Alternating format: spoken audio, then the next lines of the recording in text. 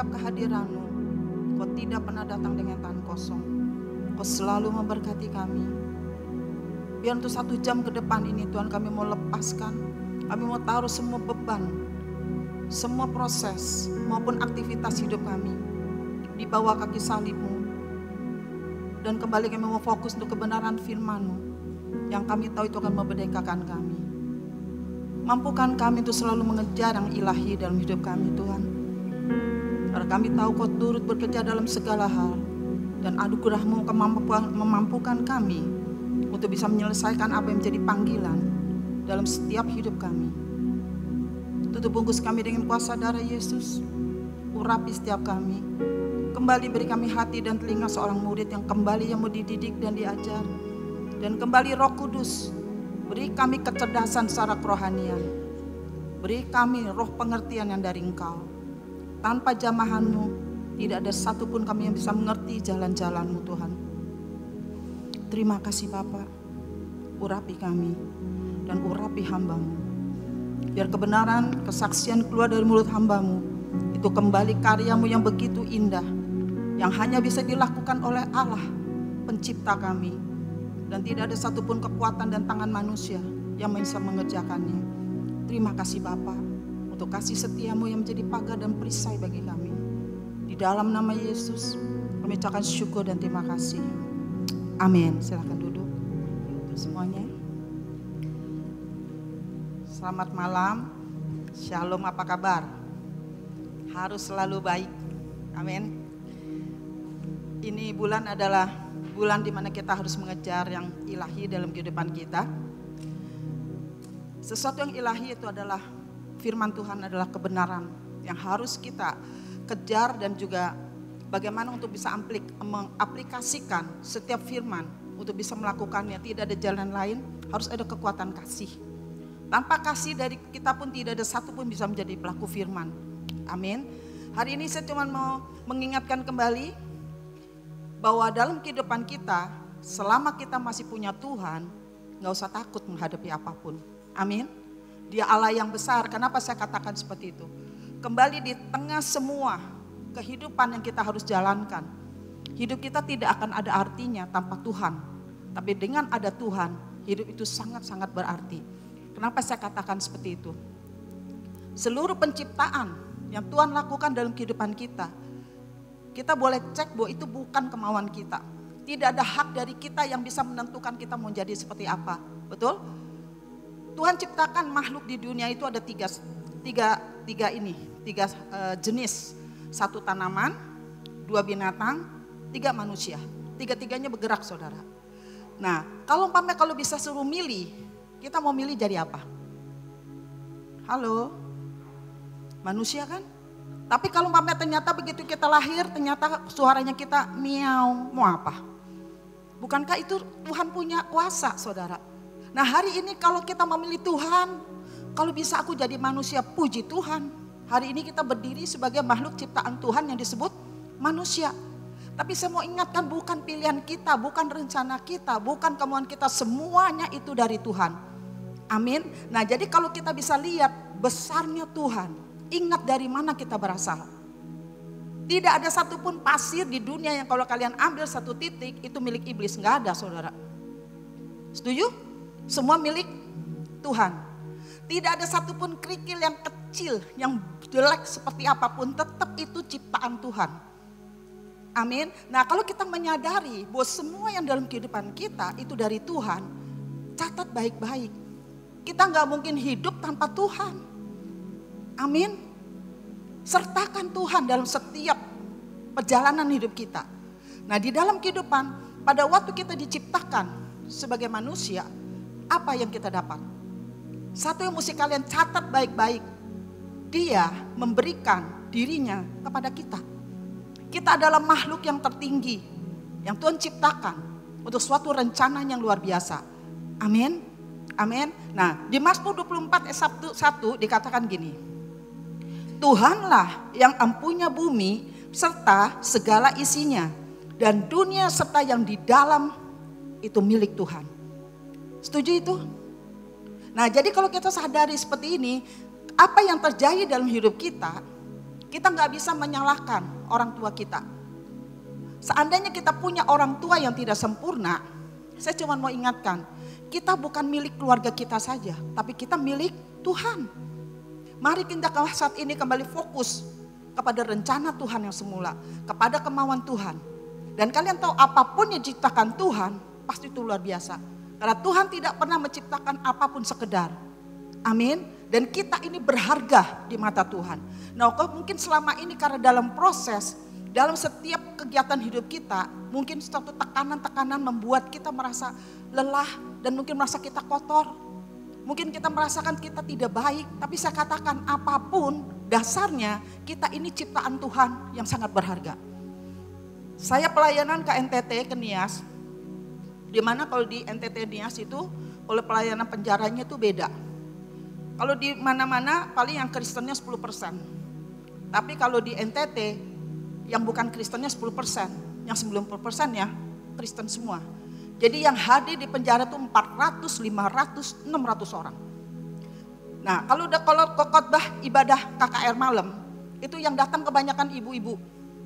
Dan gak tahu di setiap daerah saya lihat mungkin tidak ada hiburan saudara. Jadi kebanyakan satu keluarga tuh punya anak 4 sampai 5. Nah akibatnya kalau lagi ibadah di gereja, sebelah sini ibu-ibu, sebelah sininya anak-anak. Sangat berisik. Dan itulah kehidupan. Nah dari semua anak-anak waktu dia lari-lari seperti itu, saya pilih yang paling kecil, yang paling kurus, yang paling aktif. Bu, sebentar ya, ini anak dari tadi saya lihat puter-puter. Boleh nggak saya beli? Daripada nih anak, mungkin ibu udah banyak anaknya, kasih saya satu saya beli. Nggak dikasih saudara.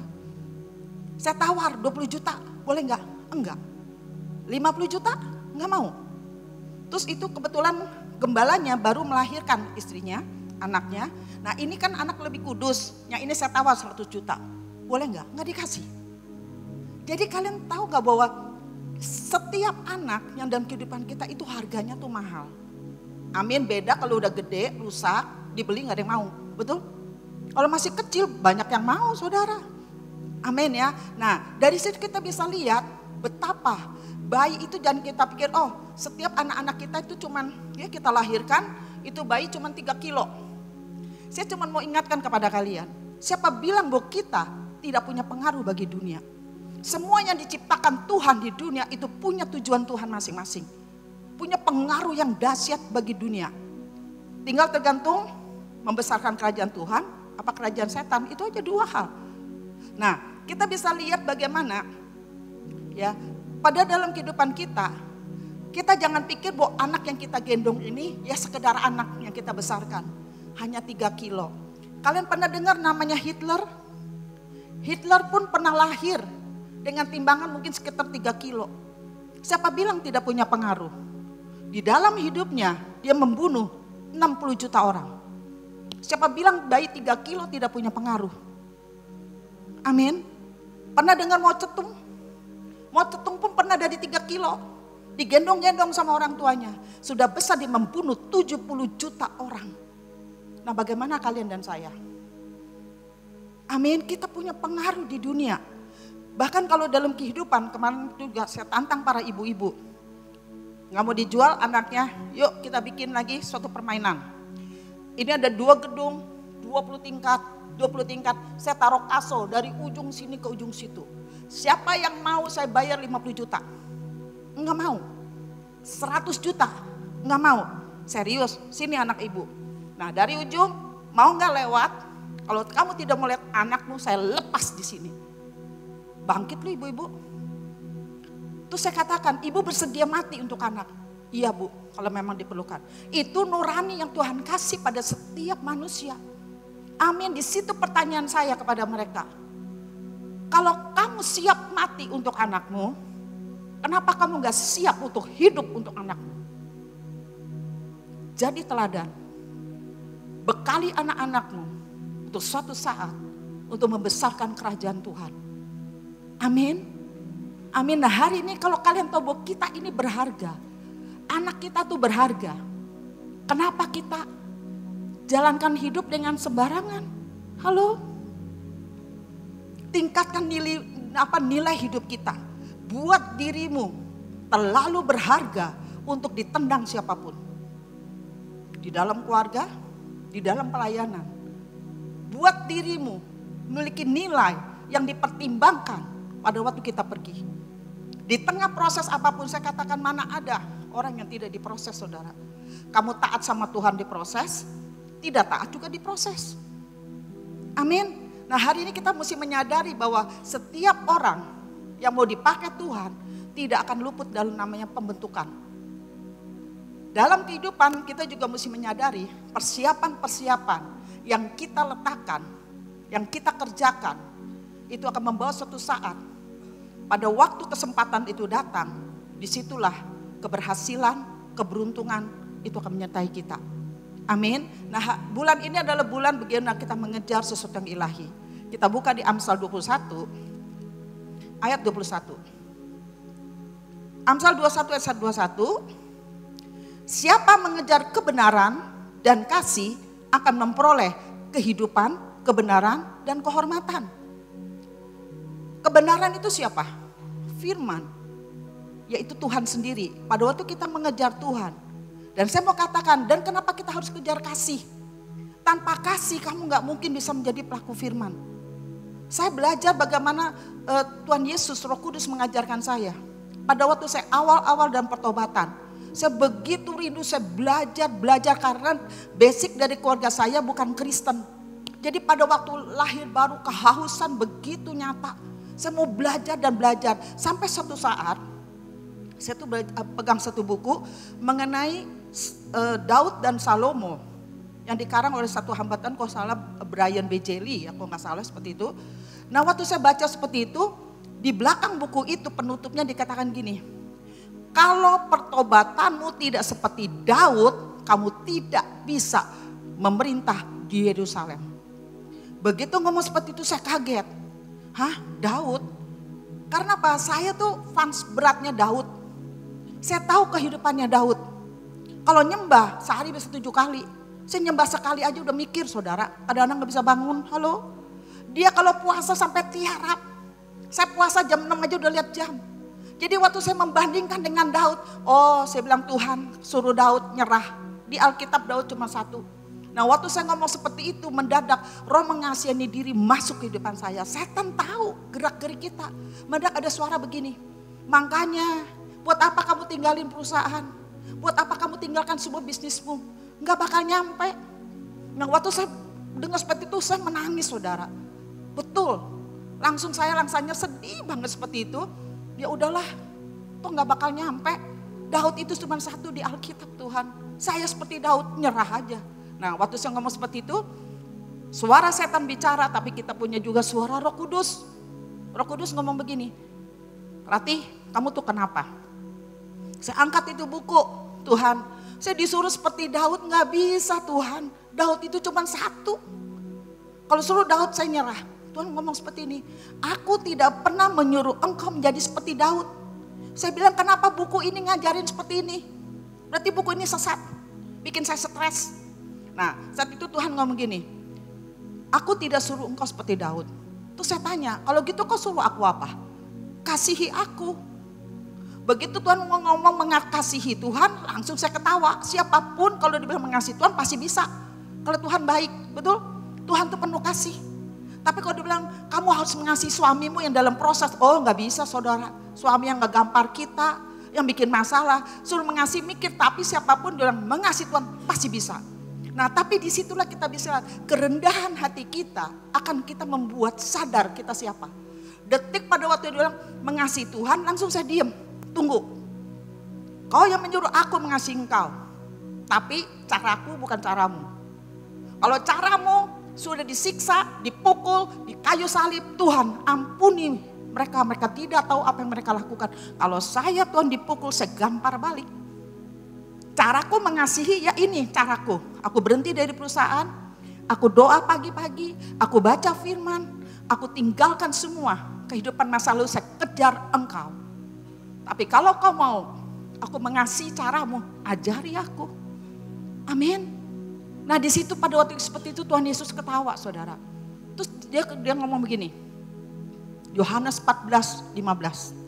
Kalau kau mengasihi aku Ratih, kamu bisa lakukan semua firman-Ku. Amin. Kenapa kita harus kejar kasih? Kenapa kita harus kejar kebenaran? Karena kebenaran firman tidak mungkin kita bisa lakukan tanpa ada kekuatan kasih. Amin. Amin. Mau mengejar kebenaran dan kasih? Nah, kalian tahu efeknya apapun yang Tuhan ajarkan itu pasti bagus.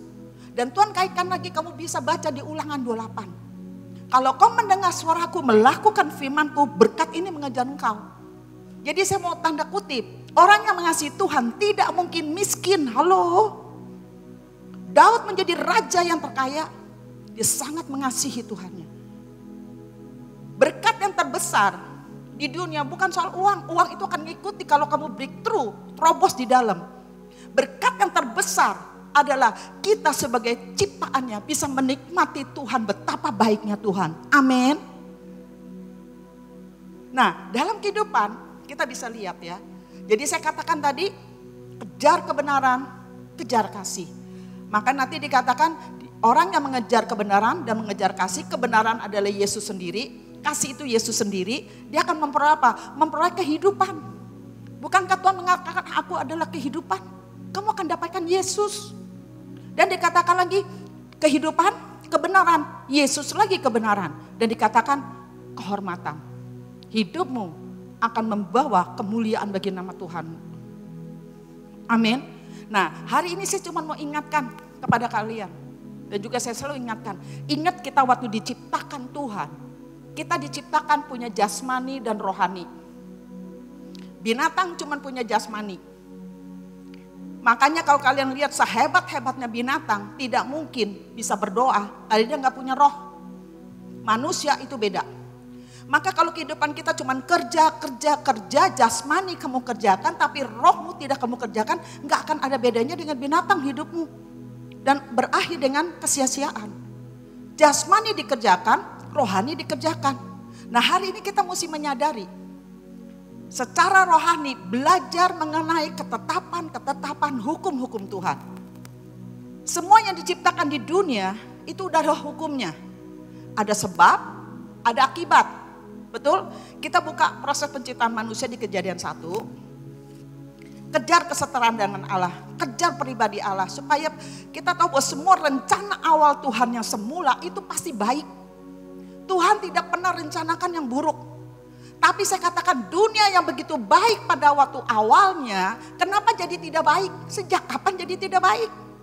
Sejak dosa masuk ke dunia, kehidupan jadi tidak baik. Bagaimana untuk bisa kembali ke rencana awal yang semula? Kehidupan yang baik bersama Tuhan. Gak ada jalan lain, bertobat. Tanpa pertobatan tidak ada pemulihan. Setuju itu? Nah, hidup kita sebab akibat. Kejadian 1 ayat 26. Berfirmanlah Allah, baiklah kita menjadikan manusia menurut gambar dan rupa kita. Sebabnya kita dijadikan manusia menurut gambar rupa Tuhan. Sebabnya akibatnya supaya mereka berkuasa. Setuju itu? Sebabnya Tuhan ciptakan kita serupa gambar Allah. Hidup kita berkuasa. Kejadian 1:28. Sebabnya lagi. Sebabnya Allah memberkati mereka. Lalu Allah berfirman kepada mereka. Beranak cucu, bertambah banyak, penuhilah bumi, taklukkan dan berkuasa. Sebabnya Tuhan memberkati kalian dan saya. Akibatnya kita bertambah banyak, beranak cucu, penuhilah bumi, bertambah banyak kasihnya, bertambah banyak pengampunannya, bertambah banyak pendudukan dirinya, bertambah banyak di dalam segala hal. Bisnisnya, usahanya, pelayanannya. Amin. Kenapa? Sebabnya kita diberkatin dan berkuasalah dan taklukan. Yang namanya sebab itu pasti orang akuin. Betul kita ini serupa gambar Allah. Betul kita ciptaan Allah. Tapi akibatnya yang saya lihat yaitu kuasanya sudah tidak ada. Saya lihat begitu banyak sekeliling saya. Orang-orang yang memang dikatakan serupa gambar Allah. Dia ciptaan Allah. Sebabnya dia ada ciptaan Allah tapi akibatnya udah gak ada. Kenapa? Karena dalam perjalanan hidupnya tidak serupa dengan gambaran Allah. Maka kembali saya katakan bagaimana untuk kita berjalan di bumi dengan kuasa, tidak ada jalan lain. Kejar kesetaraan dengan Allah. Kejar karakter Allah. Amin, itu PR. Nah, jadi di dalam kehidupan kita bisa lihat ya, Tuhan sudah sediakan semuanya. Kita lihat di Efesus 2 ayat 10. Kembali sebab dan akibat. Supaya kita menyadari bahwa kita tidak bisa lepas dari Allah. Kembali kepada rencana Tuhan, kembali pada hukum Tuhan. Efesus 2 ayat 10. Sebabnya lagi ya. Sebabnya kita ini buatan Allah, ya, karena kita ini buatan Allah, diciptakan dalam Kristus Yesus. Kita diciptakan, sebabnya kita diciptakan dalam Yesus Kristus. Akibatnya apa? Untuk melakukan pekerjaan yang baik. Pada waktu dikatakan kita ini buatan Allah, kita diciptakan di dalam Yesus Kristus, makanya yang keluar adalah perbuatan baik. Tidak heran. Amin. Tapi yang saya katakan, sebabnya betul, tapi perbuatan baiknya akibatnya nggak ada.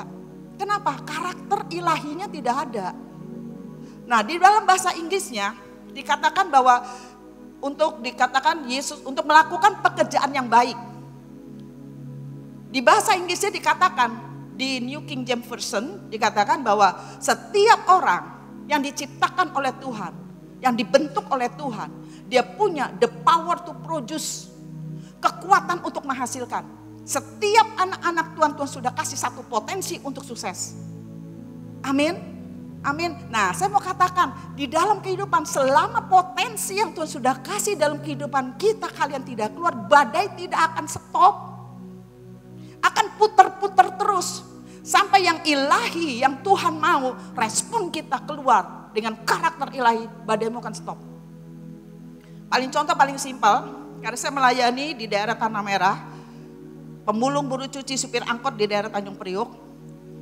Gereja yang dikasih ke saya itu adalah warisan dari gembala yang sudah tua. Dan dikatakan gini, Ratih, aku sudah tua. Anak-anakku gak ada yang mau nerusin. Ini gereja buat kamu saja. Nah, saya dikasihkanlah warisan gedung yang sudah tua, plus jemaat yang udah tua-tua, opung-opung. Nah, opung-opung tuh duduk paling pojok, ya. Mungkin orang gak ada tahu namanya siapa. Karena dia orang biasa. Suatu hari saya ngomong gini, opung-opung. Kan opung saya tahu keluarganya pintar masak loh. Opung, coba dong masakin untuk saya. Masakan yang spesial. Yang opung bisa. Opung bisanya masak apa? Aku bisa bikin lontong. Oh, lontong boleh, opung, saya suka. Bikin dia lontong. Dan benar saudara, lontong dia tuh enak luar biasa. Pulen. Nah, opung ini enak sekali. Opung, saya tawarin ke orang-orang ya. Nah, saat itu saya mulai bagiin ke jemaat. Jemaat mulai noleh. Ya ampun, ternyata lontongnya opung enak loh. Opung, namanya siapa? Sejak itu dia mulai dicari. Namanya Naomi. Opung, handphonenya berapa? Dikasih tahu. Rumah opung di mana? Pada waktu lontongnya, kuenya keluar, saudara, dia hasilkan produk yang terbaik. Disitulah orang mulai mencari opung itu. Amin. Sama juga dalam kehidupan saya. Tahun 97 saya ngalami proses. Nah, pada saat itu, pada waktu saya keluar dari proses, melalui hutang 3 juta US, kehancuran perkawinan 17 tahun, dan penyakit saraf kejepit 10 tahun, diselesaikan Tuhan dalam 3 bulan. Sejak itu, saya mulai berdiri dan orang mulai panggil. Siapa namanya? Ratih. Handphonenya berapa? Saya sebutin. Rumah saya mana? Mulai dicari. Nah, selama potensi ini tidak keluar, kamu akan berputar-putar di padang gurun. Halo? Proses itu akan menghasilkan yang baik. Saya kalau tidak mengalami hutang 3 juta US, saya tidak akan berdiri di panggilan. Maka saya katakan sama suami saya, terima kasih untuk perkawinan yang luar biasa, Fer. Kalau dunia dijadikan lagi, disuruh kawin sama kamu lagi yang paling tepat. Halo? Amin. Nah, jadi dalam kehidupan kita, saya mau katakan, badai tidak akan stop sampai potensi yang ilahi itu keluar dalam kehidupan kita. Amin. Setuju itu? Nah, jadi di dalam kehidupan kita harus kejar namanya kesetaraan dengan Allah. Baru sebabnya kita diciptakan, akibatnya kita berjalan dengan kuasa di bumi. Kalau kalian bisa lihat di Jepang, ya, itu orang-orang yang di Jepang itu punya sesuatu yang namanya, sesuatu yang dalam integritas itu luar biasa saya lihat ya. Di Jepang, mereka lebih baik punya prinsip gini, lebih baik anaknya nggak bisa matematik, tapi bisa ngantri dengan baik. Dan suatu hari ada anak muda dari Indonesia pergi ke Jepang. Dan biasa kan ngerokok. Begitu ngerokok, udah habis kan biasa gini, tung, dibuang ke trotoar kan. Nah waktu dia lakukan itu, ada orang yang setengah tua dari penduduk Jepang, dia samperin. Lalu puntungnya dimatiin, terus diambil tisu, diambil puntung rokoknya, dibuang ke tong sampah. Terus dia lapin aspalnya. Sudah gitu dia samperin anak muda itu. Anak itu jujur, takut, dia melakukan kesalahan. Tapi apa yang dilakukan orang Jepang itu? Dia sampiri, dia tundukkan badannya. Kalian tahu, tradisi orang Jepang adalah satu kehormatan kalau bisa menolong orang. Di dalam kehidupan kita, maka Jepang tuh bersih saudara. Dan kalau kita bisa lihat, ada satu negara lagi yang punya kebersihan yang luar biasa. Di mana? Singapura. Betul? Tapi Singapura bisa bersih karena apa? Didenda. Berani buang puntung rokok sampah, denda $50.000. Buang permen karet, denda $50.000. Singapura berhasil, tapi dengan syarat didenda. Pertanyaan saya, kalian mau membangun karakter yang ilahi, sesuatu yang integritas yang baik, atau mau menjadi Kristen yang selalu didenda? Kristen yang membangun karakter atau Kristen yang didenda? Itu pilihan di tangan kita. Nah hari ini saya cuma mau ingatkan, di dalam kehidupan kita, Tuhan mau setiap kalian dan saya membangun sesuatu yang ilahi dalam hidupmu. Banyak orang bilang gini, ikut Tuhan lebih enak bisnis. Karena kita sudah punya pola pikir yang salah saudara. Kita mikir gini, kalau saya nggak usaha, kalau saya nggak bekerja, saya nggak dapat upah. Betul. Pada waktu kita bekerja, dunia memberi kita gaji. Pertanyaan saya, apakah orang yang nggak bekerja, salah satunya istri, ya kan suami bekerja, istri di rumah. Apakah karena kita tidak bekerja, kita tidak dapat upah? Saya bilang, kalian mesti ngertikan antara upah dengan berkat itu beda. Upah dapat dari pekerjaan, tapi rezeki dari Tuhan. Amin. Harus bedakan. Nah, jadi kita bisa lihat, pertanyaan saya, bagaimana untuk hidup di dalam berkatnya Tuhan? Yang tanda kutip kita tidak pernah bisnis lagi di dunia. Contohnya saya. Dari tahun 97 saya udah gak kerja. Hidup saya pelayanan. Tapi saya mau katakan pada kalian, 2 bulan yang lalu saya di-bless lagi mobil yang keempat. Toyota Rise 260 juta. Pelayanan saya orang miskin. Tahun ini meningkat lagi, saya tambahkan lagi pelayanan lansia. Di mana di Tanah Merah begitu banyak orang-orang tua yang terlantar. Saya mungkin saat ini belum bisa nampung, tapi saya mulai start dari awal. Saya mulai utus semua staf saya, kunjungi para lansia. Cari yang gak punya KTP, urusin KTP. Yang gak punya BPJS, bikinin BPJS. Nah, tim kita lagi bergerak. Kerjasama sama RW, RT, bikin KTP cuma 300.000 sampai ke kampung. Nah jadi kalian bisa lihat di dalam kehidupan bagaimana hidup dalam berkat Tuhan. Dengar baik-baik. Pertanyaan saya, saat ini aktivitas kamu apa? Bekerja? Atau ibu rumah tangga? Atau pelayanan? Yang harus kita taruh di pikiran kita, semua aktivitas yang kita jalankan itulah ibadah kita kepada Tuhan. Itu ibadahmu. Melakukan sebagai istri, sebagai ibu, sebagai anak, itu ibadahmu kepada Tuhan. Lakukan dengan tulus, dengan ikhlas. Banyak sekali saya lihat orang rajin, banyak tim-tim saya, banyak juga hamba-hamba Tuhan di desa, rajin, tapi kenapa hidupnya gak ngalami terobosan? Gak ikhlas. Banyak istri yang tertekan, istri yang hidup di dalam kehancuran keluarga dan tetap bertahan, tapi kenapa gak ngalami terobosan? Gak ikhlas. Harus tulus dan ikhlas. Dan kalian percaya, apapun yang kamu lakukan yang tabur baik, Tuhan akan kembalikan kok. Setuju? Nah, jadi dalam kehidupan kok kita bisa lihat lagi bagaimana pada waktu COVID begitu banyak orang kehilangan pekerjaan. Otomatis tidak ada upah. Cuman saya mau bilang kalian, di dunia tidak dapat upah, tidak apa-apa. asal rezekimu banyak, gak jadi masalah. Amin. Nah, yang namanya berkat itu, yang namanya upah, gaji itu jangan pikir selalu itu namanya uang. Berkat dari Tuhan itu bisa bagaimana? Anak saya di Amerika dapat beasiswa, itu rezeki saudara. Anak saya di Singapura dapat beasiswa. Suami saya dari jalan yang salah bertobat jadi hamba Tuhan, menjadi suami yang baik di hadapan Tuhan, itu berkat. Siapa yang setuju? Amin. Tidak sesuai dengan uang. Saya yang dulunya sakit-sakitan, 10 tahun syaraf kejepit, sesudah ikut Tuhan, sampai hari ini puji Tuhan, baik-baik saja. Nggak ada catatan dokter, itu berkat.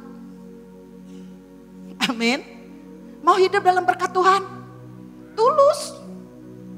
Ikhlas. Lakukan aja, jangan lihat hasil. Kamu bisa lihat, ada sesuatu yang besar yang Tuhan bisa berkatin. Saya ngomong begini bukan mau sombong, cuman saya senang aja. Tuhanku bener. Orang yang gak kerja gak apa-apa, asal rezekinya banyak, gak ada masalah. Ini baru 2 minggu yang lalu, saya dapat rumah di Bangka, 200 juta. Dikasih, bukan buat rumah keren-kerenan. Saya memang berdoa, saya pengen bikin dapur umum. Saya mau kerjain lagi kota Bangka. Dikasih 200 juta. Dunia tidak bisa kasih gaji asal berkatmu banyak dari Tuhan. Puji Tuhan. Amin. Berani hidup dengan Tuhan? Ayo, tulus, ikhlas, jalanin aja. Rasanya aduh Tuhan gimana? Lakukan. Karena badai tidak mungkin menetap. Pada waktunya kamu akan keluar bersinar bagi Tuhanmu. Saya tanya, mana ada orang yang dipakai Tuhan yang tidak mengalami proses? Daud berapa tahun? 12 tahun. Yusuf berapa tahun? 13 tahun. Abraham berapa tahun? 25 tahun. Musa berapa tahun? 40 tahun. Nuh 130 tahun. Rati 17 tahun. Amin. Pada waktunya selesai, badai berlalu. Tapi waktu saya berdiri dengan semua harta yang Tuhan kasih, hatiku sudah tidak melekat di harta, pada rencana Allah. Makin saya diberkati, saya bikin gara-gara lagi di alam roh. Saya kerjain iblis. Saya katakan, nyeselkan lo, kasih saya utang 3 juta US. Hari ini saya katakan, kalau kamu masih punya kerja di dunia, bersyukur masih ada upah, apalagi kalau punya rezeki, dua-duanya puji Tuhan. Amin. Jangan hitung-hitungan di dalam kehidupan. Jangan pernah hitung-hitungan dengan waktu, jangan hitung-hitungan dengan tenaga, jangan hitung-hitungan dengan hati. Tulus saja lakukan. Tuhan Allah kita sanggup mengembalikan apapun yang kamu tabur. Di Mazmur dikatakan, orang yang menabur dengan mencucurkan air mata, dia akan menuai dengan sorak-sorai. Betul? Pernah baca ayatnya? Saya katakan, pertanyaannya apa yang ditabur? Kalau kamu nabur kepahitan, kamu nabur kebencian, kemarahan, yang nuainya ya bukan berkat saudara. Amin. Benar itu ayat betul, tapi pertanyaan siapa? Yang kamu tabur apa? Titik. Itu akan menuai, akan menghasilkan tuaianmu, akan menentukan hidupmu. Milikilah hati, bahwa Allahku Allah yang baik. Dia Allah pemurah. Saya kasih ada satu cerita. Ada satu anak pemuda yang hidup di desa, dan dia tuh malas saudara.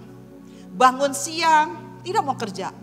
Tiap hari kerjanya apa? Keluyuran. Nanti kalau dia lapar, dia lompat ke pagarnya tetangga, dia petikin tuh buah-buahnya tetangga. Apa aja buat makan. Suatu hari, pada waktu dia asik makan buah, ya kesekian kali, yang katanya yang punyanya itu lihat, kepergok, hei kamu mencuri, dia kabur.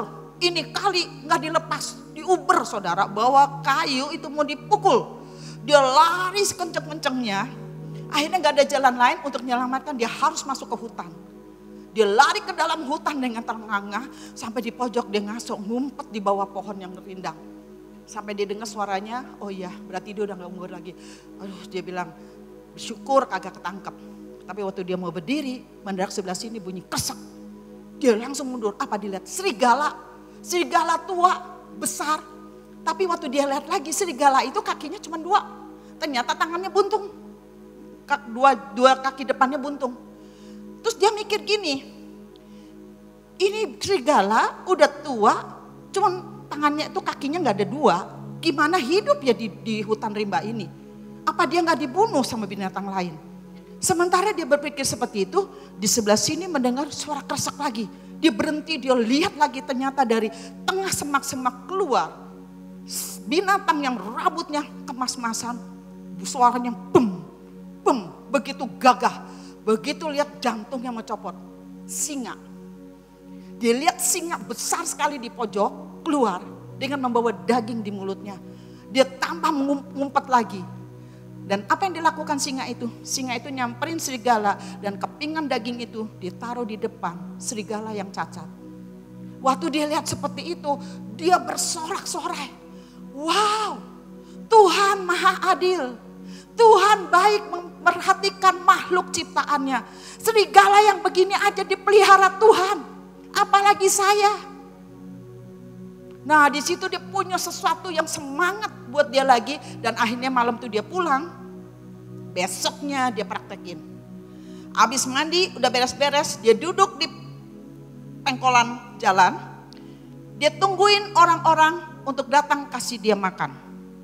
Dari pagi orang lewat, enggak dikasih makan. Siang enggak dikasih makan, sampai sore kelaparan. Nah, di situ dia mulai marah-marah, dia tendangin debu, dia tebangin. Waktu dia marah-marah begitu, terus mendadak ada orang tua lewat. Ditanya, kamu kenapa? Diceritain, saya lihat di hutan binatang begini-gini aja. Binatang aja punya peri kebinatangan. Ini manusia tidak punya peri kemanusiaan. Saya nggak dikasih makan dari pagi sampai sore. Itu singa aja bisa kasih makan serigala. Dia marah-marah. Orang tua itu menatap dengan lembut. Oh, nak, Tuhan kita memang Allah yang luar biasa. Tuhan kita Allah yang baik. Cuman kamu cara pandangnya tuh salah, nak. Tuhan mau kamu jadi singa yang bawa daging, bukan serigala yang kakinya buntung. Ngerti itu? Kita diciptakan untuk menolong orang. Hari ini saya tanya, kalian mau jadi Kristen serigala apa Kristen singa? Halo? Amin. Miliki sesuatu. Kalau kalian salah menangkap maknanya, habis hidup kita. Makanya tadi waktu di awal doa saya katakan, Tuhan beri kami roh pengertian. Beri kami kecerdasan secara kerohanian sehingga kami bisa belajar dari semua jalan-jalan-Mu. Amin. Nah, jadi dalam kehidupan saya katakan ya, apapun yang kita jalankan jangan takut. Semua yang kita jalankan, saya katakan gini, posisimu pada saat ini, itu belum akhir hidup kita. Itu belum mencapai destiny-nya. In process, kalau kalian lihat, saya ambil contohnya Yusuf. Pada waktu Yusuf di rumah keluarganya, dia menjadi pribadi yang sangat dikasihi orang tuanya. Nyaman hidupnya. Tapi saya mau ingatkan kepada kalian, semua orang yang dipakai oleh Tuhan, tidak mungkin Tuhan taruh kalian di posisi yang nyaman. Tuhan akan bawa kamu ke posisi yang punya kekuatan. Pada waktu Yusuf waktunya sudah tiba, di mana dia diambil dari kehidupan keluarga, mulai dijual jadi budak. Dari zona nyaman, dia dipindahkan ke zona kekuatan. Setuju itu? Nah, pada waktu di posisi seperti ini, rencana Tuhan mulai dilaksanakan. Dan kalau kalian lihat, sejak itu hidup Yusuf tidak ada yang enak. Ceritanya macam-macam. Bertahun-tahun dia harus mengalami semua. Sesudah karena karakternya yang bagus, terserah ditaruh posisi manapun, dia menjadi budak, menjadi kepala budak. Nah, saya cuma mau ingatkan sistem Tuhan. Pada waktu kamu diproses dimanapun, kamu tidak mengeluarkan potensi yang ilahi. Sebagai kepala kita bukan ekor, sebagai pemimpin kita bukan di bawah. Kamu akan terus di situ. Tapi karena Yusuf melakukan, waktu dia digoda sama Tante Pot, ingat pekerjaan dia itu adalah ibadahnya. Sehingga waktu diganggu dikatakan, dikatakan aku berdosa kepada Tuhanku. Dia keluar dari tanah Kanaan, masuk ke tanah Mesir, ibadahnya tetap pada Tuhan. Amin. Nah, karakter yang bagus sesudah dia menjadi pemimpin budak, hidup dia kan nyaman saudara. Tapi ingat Tuhan tidak pernah taruh kita di zona nyaman. Dipindahkan lagi, masuk jadi napi. Ditekan di bawah seperti itu, tapi karena integritas dia, karakter dia muncul lagi sebagai pemimpin. zona nyaman. Nah, pertanyaan saya, pada waktu dia seperti menjadi kepala napi, apakah itu destininya? Belum. Nanti melalui mimpi dari raja, di situ dia bisa mengartikan dia keluar dari proses sebagai kepala napi, dia keluar menjadi tangan kedua dari raja yang memerintah di Mesir. Pertanyaan saya, apakah sudah selesai destininya? Belum. Sampai kapan? Pada waktu keluarganya datang, adik-adiknya datang yang takut dihukum.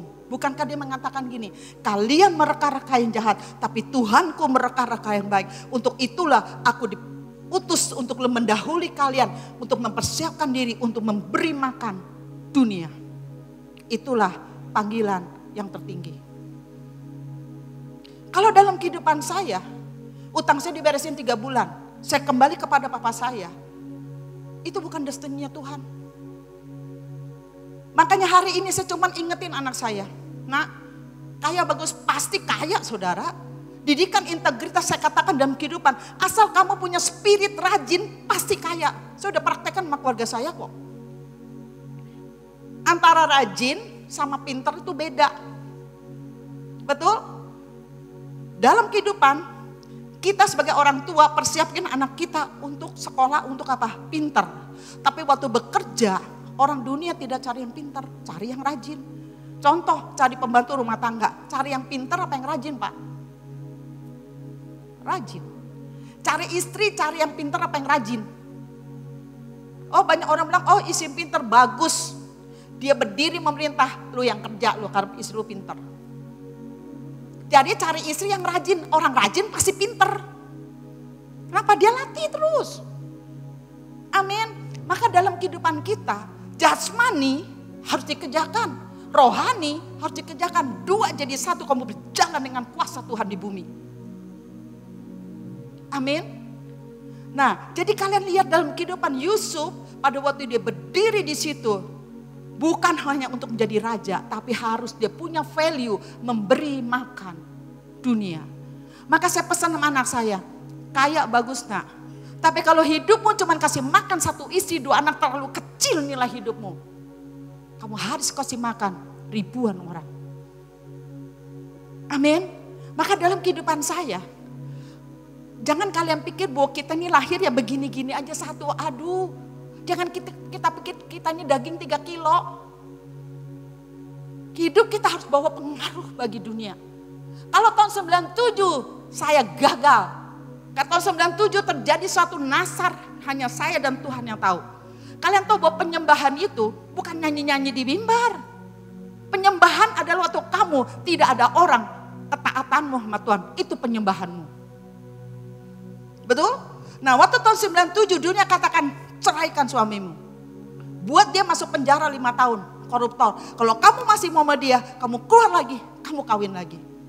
Tapi waktu saya di hadapan Tuhan, saya ingat apa yang dipersatukan Tuhan tidak boleh ceraikan manusia. Terjadi antara saya dan Tuhan pribadi dan keputusan saya. Dan di situ saya katakan sama Tuhan, Tuhan aku gak ngerti jalan-jalan. Tapi dalam kehidupan dia suami saya, kalau sampai saya tahu benar detik saya ceraikan itu habis dia akan masuk penjara. Tidak ada benteng.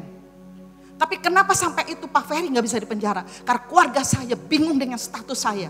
Dia takut saya di penjara, dia cari jalan, cari hakim, cari pengacara untuk menyelamatkan Rati supaya Rati tidak ditangkap, pusing mereka. Dan saya katakan tidak.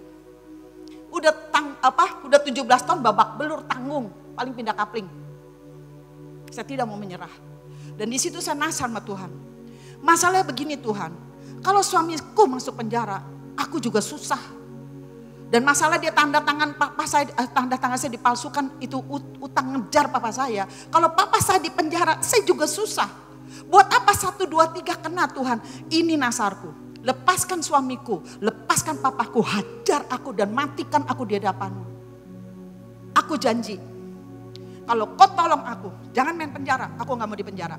Aku akan memberikan hidupku untuk melayani engkau seumur hidupku. Dan sekarang sudah berjalan 27 tahun. Berarti nasar saya dijawab Tuhan. Dan sini ancaman saya. Saya gak ngerti, saya bukan orang Kristen. Kalau sampai gak ditolong, saya bunuh diri 1 hari sebelum di penjara. Selesai. Pilih rati mati apa rati hidup. Dan kembali otak accounting saya jalan. Kalau orang mati nggak ada gunanya kan Tuhan. Mendingan hidupin saya. Pasti berguna buat kerjaanmu. Amin nggak? Amin. Jangan pikir rati satu. Kalau rati mati tahun 97 nggak ada tuh gereja untuk orang miskin. Nggak ada rumah duka untuk orang-orang yang terlantar. Tidak ada dapur umum memberi makan 150 orang tiap hari dari Senin sampai Jumat. Berarti 1 minggu 750, 1 bulan 3.000 orang. Amin. Merenovasi rumah untuk orang miskin. Bimbel PAUD gratis. Dan juga ada pelayanan penjara seluruh Indonesia. Panti asuhan di Kaliurang. Plus juga menampung anak-anak napi yang orang tuanya di penjara yang masih kecil kami rawat. Jadi jangan kalian pikir kalian satu. Pada waktu potensimu keluar, lihat yang dihasilkan. Allah kita Allah yang besar. Amin. Saya berdoa dalam kehidupan, jangan pernah takut.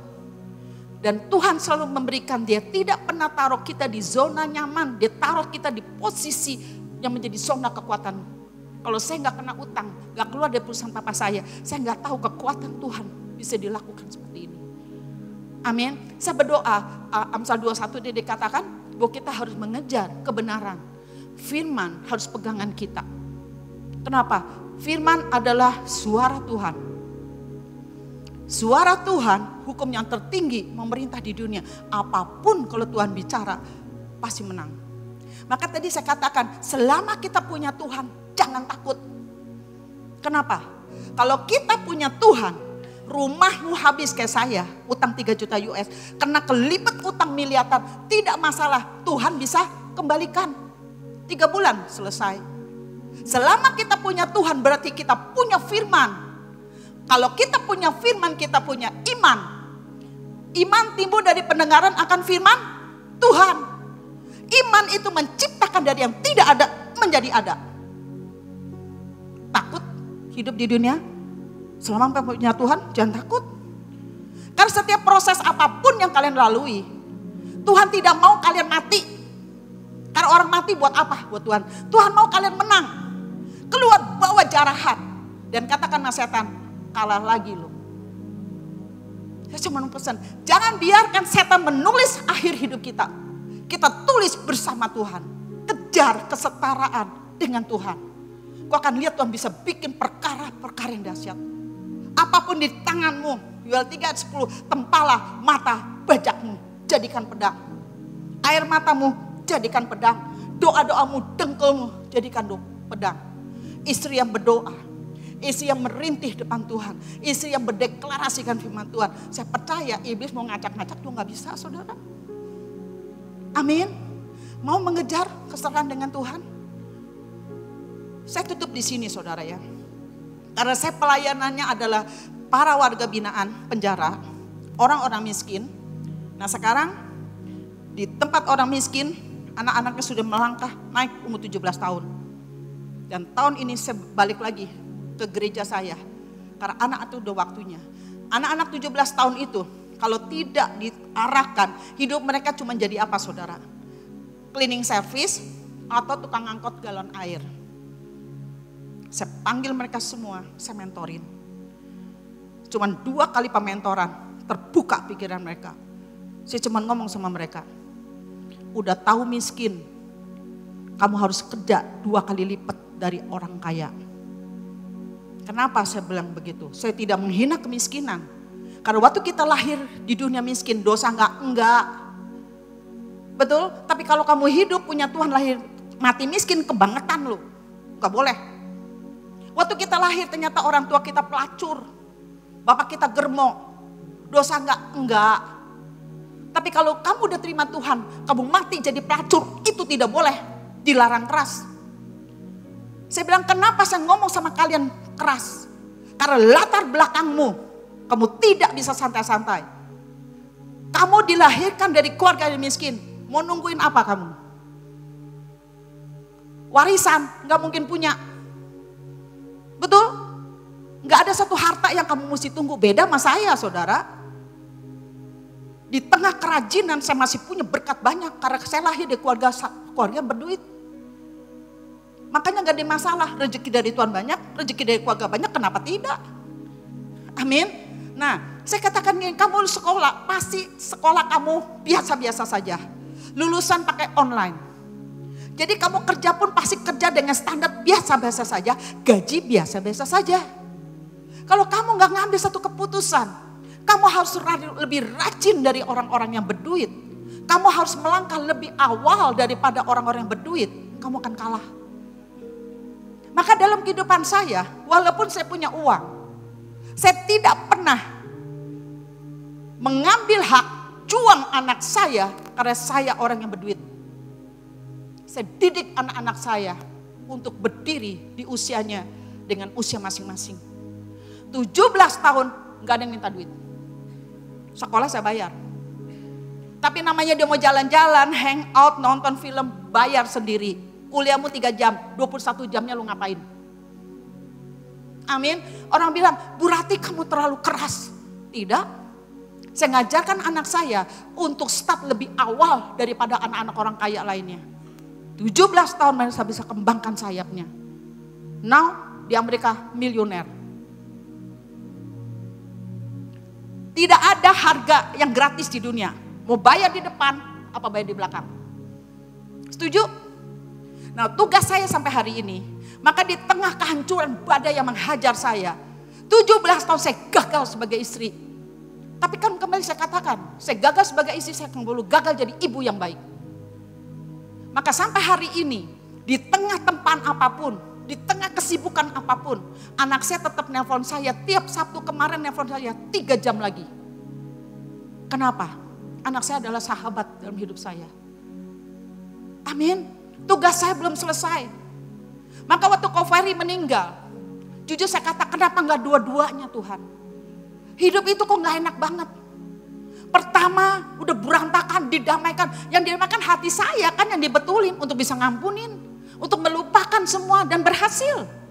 Sesudah sampai umur tertentu dia dipanggil Tuhan dengan pelayanan begini banyak. Tapi kalian bisa lihat di tengah kehancuran seperti itu. Saya katakan, kalau bukan Tuhan yang menolong hidup saya tidak mau hidup. Belahan jiwa saya sudah hilang separuh.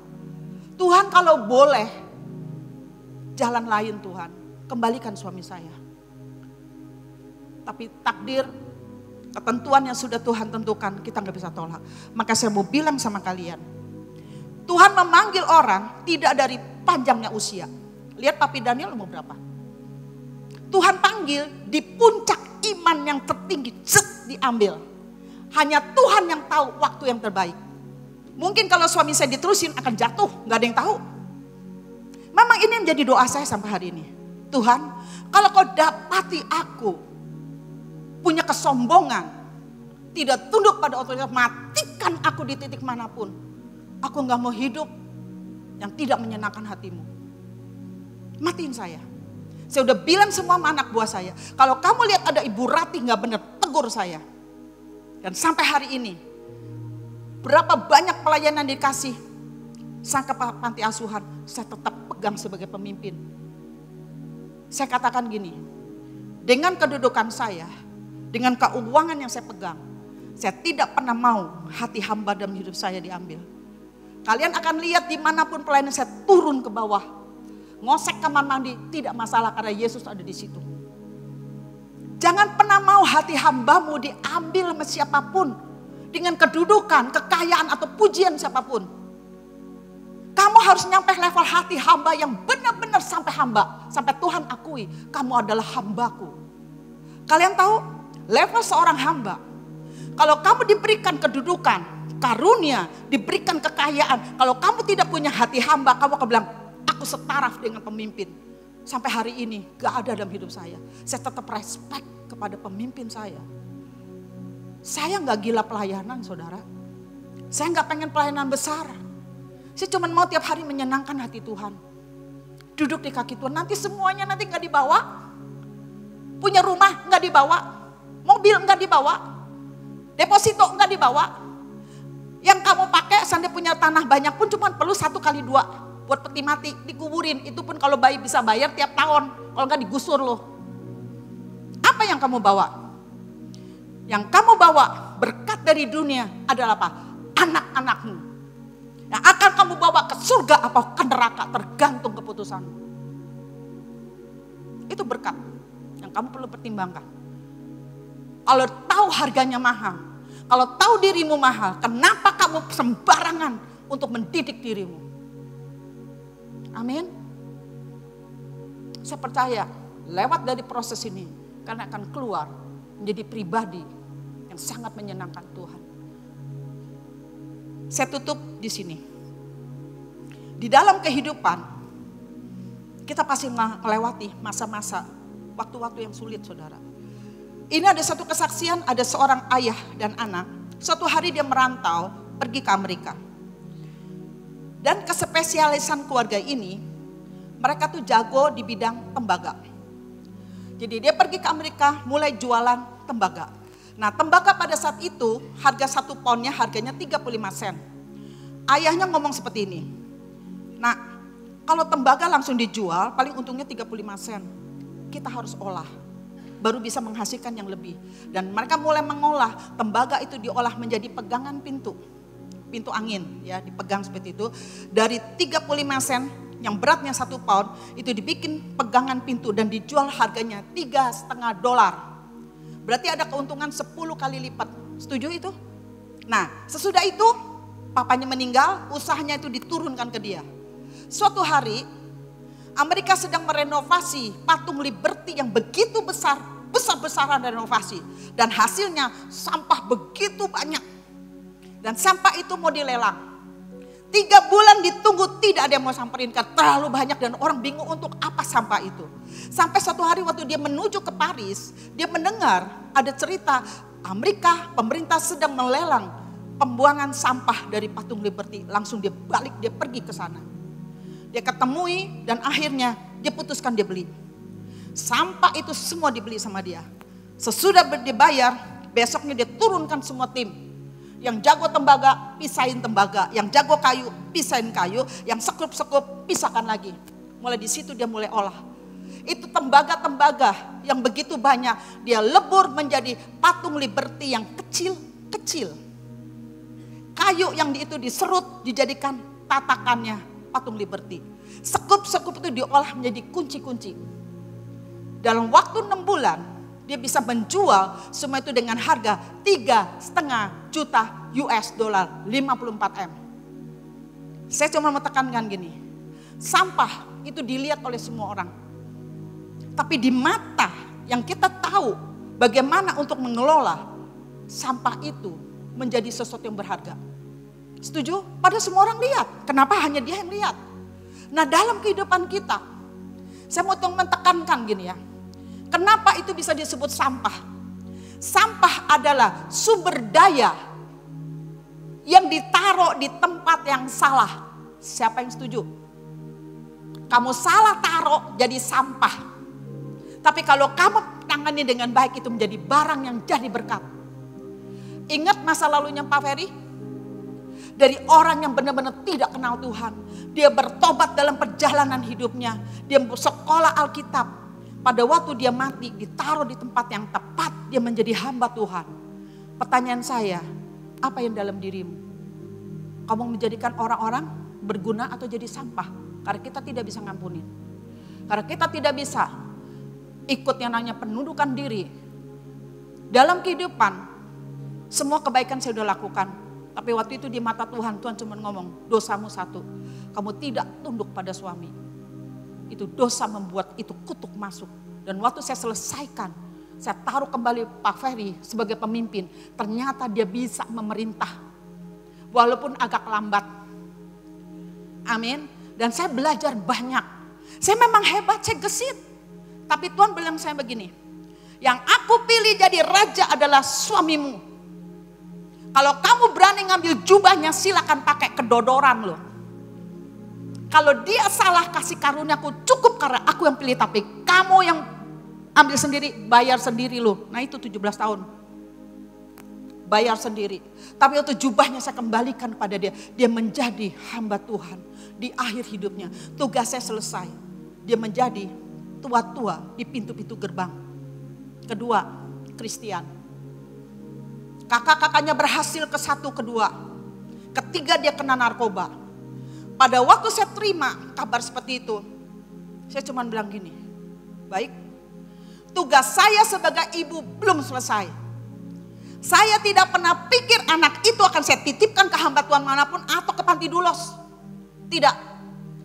Anak adalah talenta dalam hidup saya yang saya akan kerjakan sampai habis.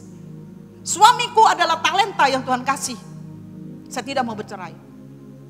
Anak-anakku talenta, dan kalian lihat melalui dia kena narkoba, berapa hari dia sembuh? 3 hari. Now dia berdiri sebagai hamba Tuhan. Dia bukan sampah. Sumber daya yang diletakkan di tempat yang salah akan jadi sampah. Pertanyaan pertanyaan saya malam hari ini, apa yang kau hasilkan sekelilingmu? Sampah atau sesuatu produk yang berguna bagi kerajaan Allah? Amin. Kejar kesetaraan dengan Allah.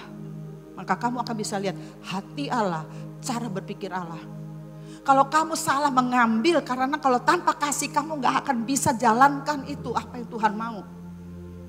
Waktu saya kena Kristen seperti itu, hati saya hancur. Dan saya ngomong, Kris, aku gagal sebagai ibu. Aku minta maaf.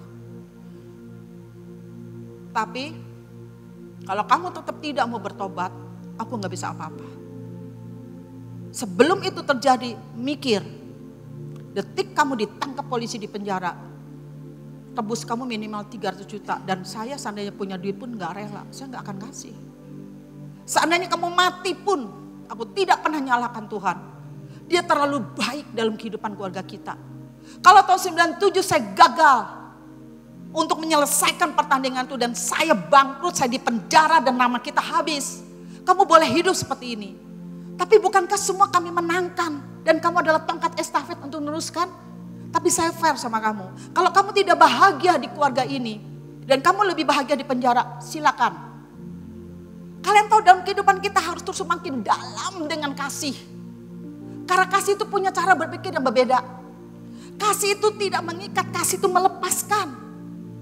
Tapi di samping itu saya katakan, buat nilai dirimu bernilai untuk ditendang siapapun termasuk dalam pelayanan. Buat dirimu punya kualitas yang tidak mudah ditendang sama suamimu, mertuamu. Waktu proses terjadi, pertingkatkan kualitas, bukan melakukan yang buruk. Diberkati kau masuk, diberkati kau keluar, tergantung responmu waktu kamu di dalam. Setuju itu? Kejar kesetaraan dengan Allah. Kejar kasih Allah. Maka dalam kondisi itu saya ngomong sama Kris, kalau kamu sampai mati, kamu bisa lihat, kalau masih bisa lihat mama. Satu-satunya wanita yang tidak akan meneteskan air mata di depan kuburanmu, Rati Karyadi, saya tidak akan menangis. Karena kamu yang pilih jalan hidup. Nah selesai gitu, dia tetap, yang namanya orang kesurupan saudara, narkoba itu kan roh yang menguasai. Kembali saya punya apa? Saya punya mesbah. Saya berlutut, kamar mandi itu adalah mesbah saya yang tidak bisa diganggu siapapun. Berlutut di lantai kering kamar mandi, saya angkat tangan saya. Tuhan, aku minta maaf. Aku gagal. Disitulah saya menangis dengan semua air mata saya. Kalian akan tahu pribadi Rati. Rati tidak akan pernah meneteskan air mata di depan musuh yang ngejek saya, musuh yang neken saya, enggak akan nangis. Air mata saya terlalu berharga. Saya cuma nangis kepada Tuhan yang sayang sama saya. Nangislah saya bocor di situ.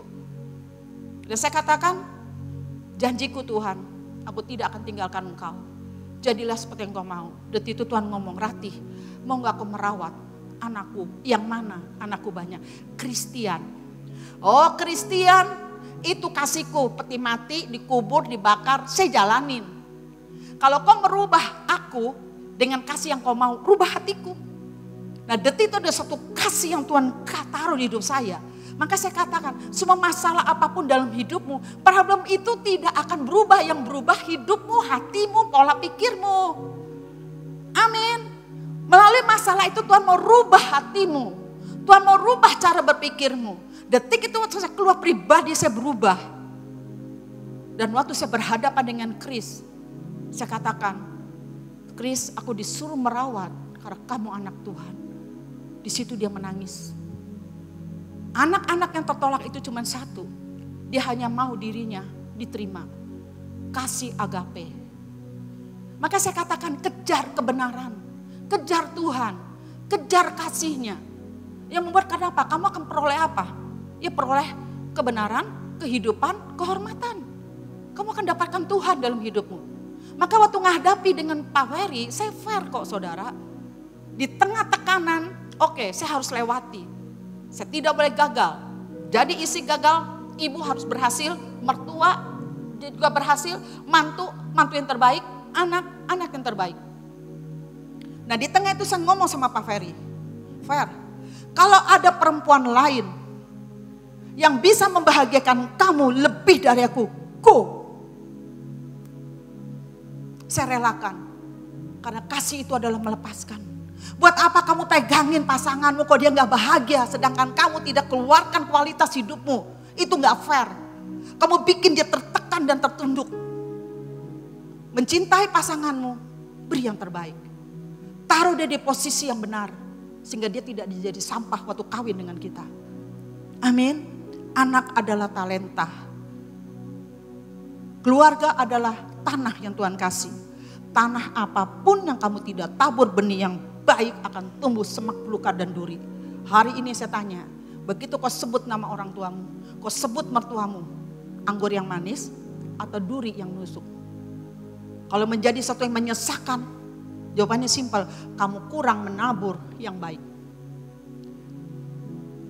Amin. Kejar kesetaraan dengan Allah, sehingga orang bisa lebih sungguh ada Allah dalam kehidupan orang ini. Saya berdoa, bulan ini adalah bulan di mana kita harus mengejar yang ilahi. Kerjakan semuanya bersama Tuhan. Kau akan lihat Tuhan kita tidak pernah kalah. Amin. Mau jadi Kristen serigala, Kristen singa, pilihan kalian. Mau jadi Kristen yang membangun karakter atau Kristen yang didenda, pilihan di tangan kalian. Cuman kalau saya bisa pesan, Tuhan juga mengatakan pilih kehidupan. Karena itu adalah jatah kita. Amin. Kita tutup dan doa ya. Bapa, kami bersyukur dan terima kasih. Didikanmu, ajaranmu Tuhan, membuat kami mengenal pribadimu yang sesungguhnya. Dia Allah yang tetap sampai hari ini dia Bapa yang baik. Dia mau kita hidup bahagia. Dia mau kita memiliki karakter-karakter yang ilahi untuk berjalan dengan kuasa di bumi. Tidak usah khawatir pada waktu dunia tidak bisa memberi kamu upah. Tapi selama kamu dapatkan berkat dan rezeki dari Tuhan, itu akan lebih besar nilainya.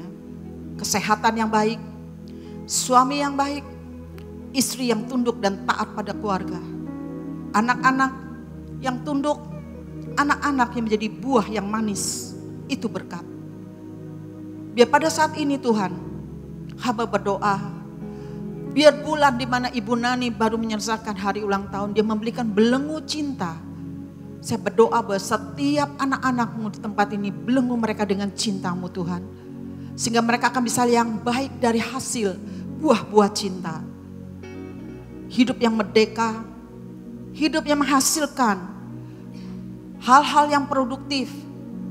Apapun yang di tangan akan ada kehidupan. Apapun yang dipegang dia akan taruh di tempat yang tepat. Dan pribadi itu akan menjadi pribadi yang penuh dengan berkat. Hamba berdoa Bapak, biar pada malam hari ini anugerah-Mu akan memampukan kami. Kami punya Allah yang besar. Kami punya Tuhan. Selama kami punya Tuhan, kami gak takut. Apapun yang hilang dari hidup kami, Kau sudah buktikan Kau bisa kembalikan hanya setelapak tangan. Selama kami punya Tuhan, kami punya firman. Kami punya iman yang menciptakan apapun. Kekayaan, kesehatan, pemulihan hidup. Kau Allah yang besar, kasih setiamu itu akan menjadi pagar dan perisai kami. Berkati tempat ini Tuhan. Berkati dengan shalom-Mu turun pada setiap kami. Berkat dengan anugerah yang dari Engkau. Kami hidup hanya untuk menyenangkan hati-Mu. Kami hidup hanya untuk menyelesaikan apa yang menjadi kerinduan-Mu pada setiap kami. Biar dalam perjalanan hidup kami bisa belajar. Bukan tujuan akhir, tapi di dalam perjalanan ini kami bisa menikmati proses itu bersama Engkau. Kami bisa menikmati karunia dalam proses dan karunia di dalam berkat, kami bisa nikmati semuanya. Suami, mertua, anak-anak, itu adalah karunia yang Tuhan kasih. Dan itu akan tetap menjadi berkat dalam hidup kami. Mereka adalah talenta-talenta dan tanah-tanah yang Tuhan kasih untuk kami kerjakan. Dan Kau sudah beri kami kekuatan. Kasih itu akan membawa kami dalam satu kekuatan. Kalau di jalan suruh jalan 1 mile, kami akan berjalan 2 mile.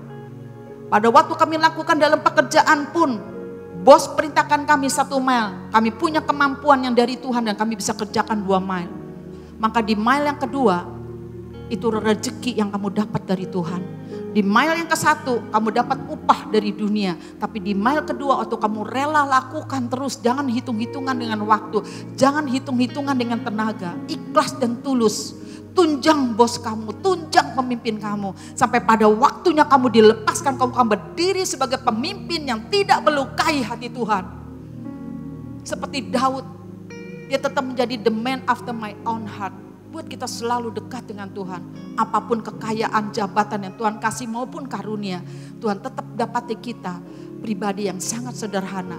Seorang hamba, di mana waktu posisi kami pun di mana, seorang hamba akan dibela oleh orang sekelilingnya. Saya diingatkan, pada waktu hati hamba nyampe dalam kehidupan kita, ingat seorang perwira waktu hambanya sakit. Siapa yang datang ke Tuhan Yesus? Perwira itu yang cari tua-tua untuk minta kesembuhan bagi perwiranya. Jadi saya katakan waktu kamu sebagai hamba, nyampe level hamba, apapun masalah kamu, orang akan bisa lihat, orang akan bisa mengatakan, orang ini layak untuk ditolong Tuhan.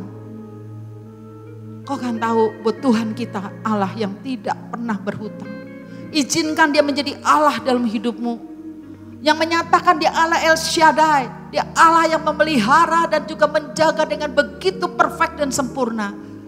Biar sepanjang hidup kita, berkat yang terbesar adalah kita bisa menikmati Tuhan sepanjang hidup kita. Terima kasih Tuhan, meteraikan ini dengan darah-Mu dan Roh Kudus, biar pengurapan terus tinggal di setiap hati anak-anak-Mu. Kami akan membangun manusia yang membangun karakter-karakter ilahi. Kami akan berdiri dan kami akan berjalan bersama Engkau. Apapun yang kami sentuh akan ada kehidupan. Tidak akan ada sampah-sampah lagi dalam hidup kami. Karena kami bersama Engkau akan bisa pulihkan semuanya. Dalam nama Tuhan Yesus kami ucapkan syukur dan terima kasih. Amin.